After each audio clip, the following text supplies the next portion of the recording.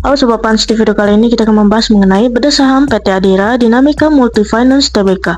PT Adira Dinamika Multifinance Tbk dengan kode saham ADMF bergerak di bidang perusahaan pembiayaan financing yang berdiri pada tanggal 13 November 1990. Per tahun 2015, saham ADMF telah memiliki 558 jaringan usaha terdiri dari kantor cabang, kantor perwakilan, kios, dan dealer yang tersebar di seluruh Indonesia. Anak perusahaan Bank Danamon tersebut berfokus pada pembiayaan investasi, modal kerja, multiguna, dan kegiatan pembiayaan lainnya. Perusahaan memutuskan untuk IPO pada tanggal 23 Maret tahun 2004 dengan melepaskan 100 juta lembar saham ke pasar modal di harga saham ADMF Rp2.325 per lembar saham dan berhasil menghimpun dana senilai Rp232 miliar hingga tanggal 28 Februari tahun 2021. Komposisi pemegang saham ADMF mencakup PT Bank Danamon Indonesia sebagai pengendali dan masyarakat dengan 7%.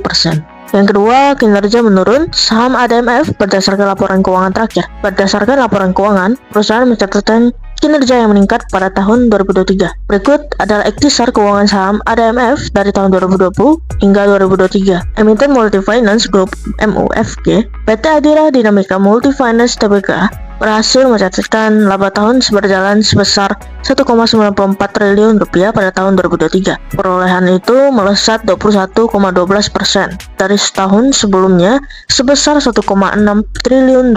Peningkatan kinerja bottom line tersebut tidak terlepas dari kinerja top line yang juga meningkat. Berdasarkan laporan keuangan ADMF, perusahaan yang mencatatkan total pendapatan sebesar Rp9,5 triliun, naik 14% secara tahunan pada periode yang berakhir Desember 2023. Rinciannya, pembiayaan konsumen naik menjadi Rp6,4 triliun, margin mudharabah naik menjadi Rp1,48 triliun, sewa pembiayaan naik menjadi Rp147,86 miliar, dan pendapatan lain-lain naik menjadi Rp1,83 triliun.